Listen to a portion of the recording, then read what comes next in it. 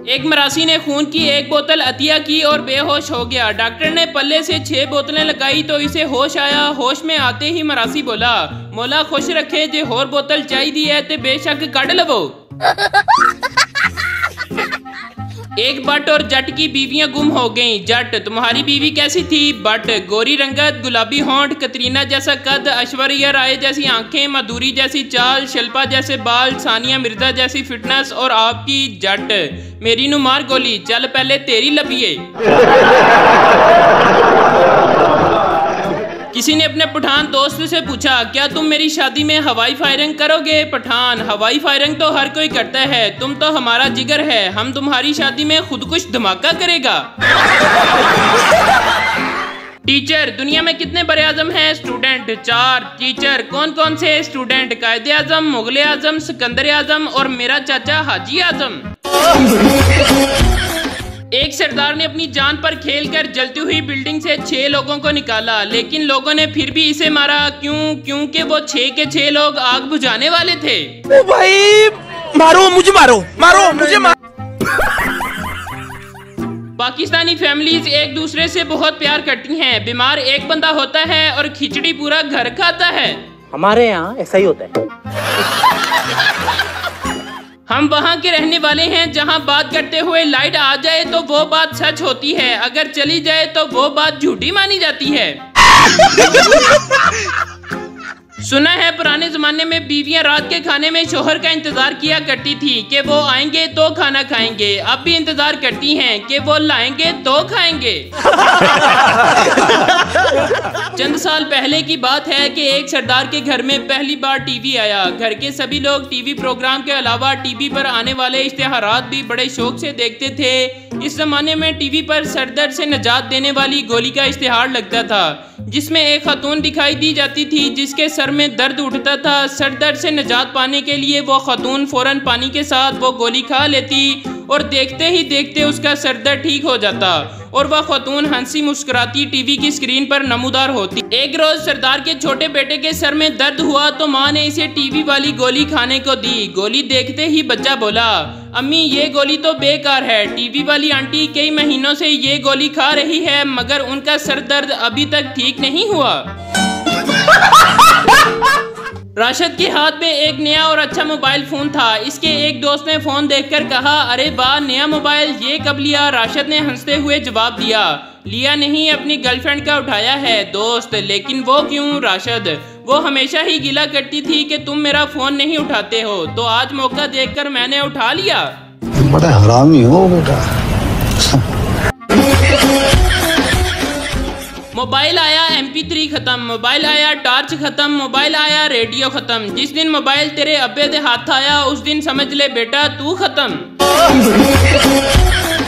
कायदे आजम ने फरमाया, काम काम और बस काम। ये नहीं बताया था कि कौन सा काम। 10 देंदा ते अन्नी पा देनी थी। खामन, जब मैं तुम पर चिल्लाता हूँ तो तुम अपना गुस्सा किस तरह कंट्रोल करती हो? बीवी, टॉयलेट साफ करके। खामन, हा बेवकूफ औरत, वो किस तरह? बीवी, टॉयलेट आपके टूथब्रश से साफ करती हूँ।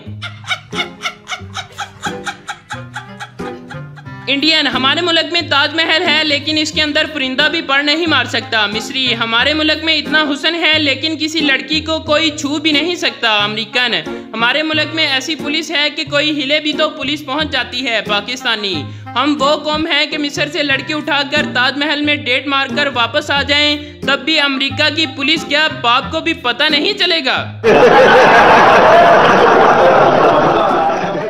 बीवी ने सुबह उठते ही शोहर से कहा, आज मैंने ख्वाब में देखा है कि आपने मुझे हीरों का एक हार तोहफे में दिया है। शोहर बोला, चलो आज तुम्हें इसकी ताबीर मिल जाएगी। वो सारा दिन बीवी बच्चों ने मुश्किल से काटा। बेगम ने अच्छे अच्छे खाने बनाए और सारा दिन ना बच्चों को डांटा और ना ही मारा। शाम को शोहर घर आया तो इसके हाथ में खूबसूरत सा पैकेट था। शोहर ने वो पैकेट बेगम के हवाले कर दिया।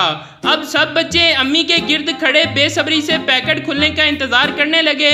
आखिरकार बेगम ने वो पैकेट खोला और उसके अंदर से एक किताब निकली जिसका नाम था ख्वाबों की ताबीर।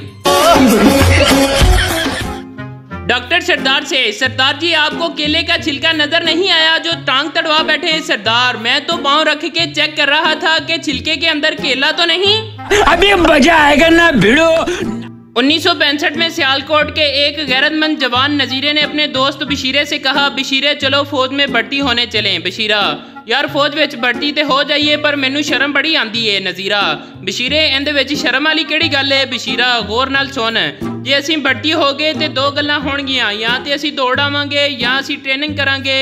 जे ते असीं दौड़ आए फिर ते ठीक है, ते जे ट्रेनिंग करनी पै गई तो फिर दो गल्लां होणगीਆਂ, या तो सानू यूनिट विच रखणगे या बार्डर ते भेज देणगे।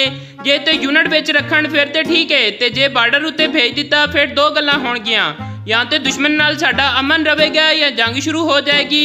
जे ते साडा अमन रहा फिर ते ठीक है, ते जे जंग लग गई फिर दो गल्लां होणगीਆਂ, या तो सानू वो मार देणगे या असीं उन्हां नूं मार देवांगे।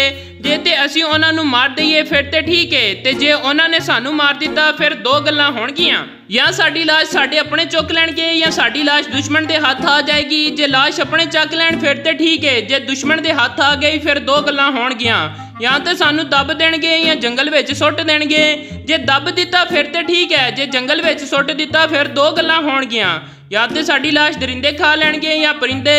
जे ते दरिंदियां ने खाधी फिर ते ठीक है, ते जे परिंदियां खाधी फिर दो गल्लां होणगीਆਂ, या तो साडियां हड्डियां मट्टी विच दब जाणगीਆਂ या फिर चूड़े चक के लै जाणगे।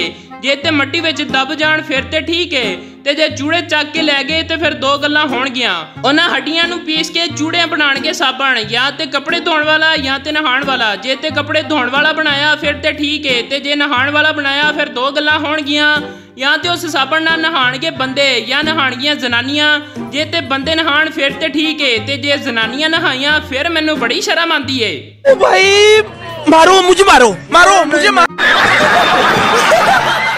एक नेपाली मोबाइल मार्केट में गया और थोड़ी देर घूमने फिरने के बाद एक दुकान में दाखिल हुआ और सेलमैन से पूछा, साहब जी ये श्याम सिंह का मोबाइल कहाँ मिलेगा। सेलमैन, श्याम सिंह का मोबाइल पता नहीं। नेपाली, साहब जी लेकिन टीवी पर एड्रेस तो इसी दुकान का दिया हुआ है। सेलमैन, अरे बेवकूफ, ये श्याम सिंह का नहीं सैमसंग का मोबाइल है।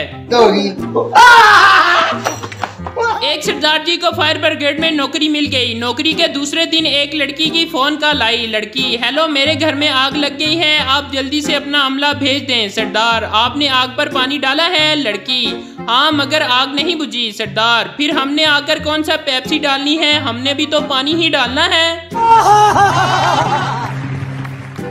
अदनान ने 12वीं का इम्तिहान पास कर लिया। घर आकर अपने अब्बू को भी ये खुशखबरी सुनाई। उसके अब्बू भी बहुत खुश हुए। अब्बू ने बेटे को शाबाश दी और कहा, बेटा इनाम देने से पहले मैं तुमसे कुछ पूछना चाहता हूँ। अदनान, जी अब्बू बिल्कुल पूछें। अब्बू, कॉलेज के इन 2 सालों में तुमने सबसे मुश्किल क्या चीज सीखी है। अदनान, न्यू खान की बस की छत पर तेज हवा में माचिस की एक ही तीली से अपना और अपने दोस्त का गोल्ड लीफ सिगरेट जलाना।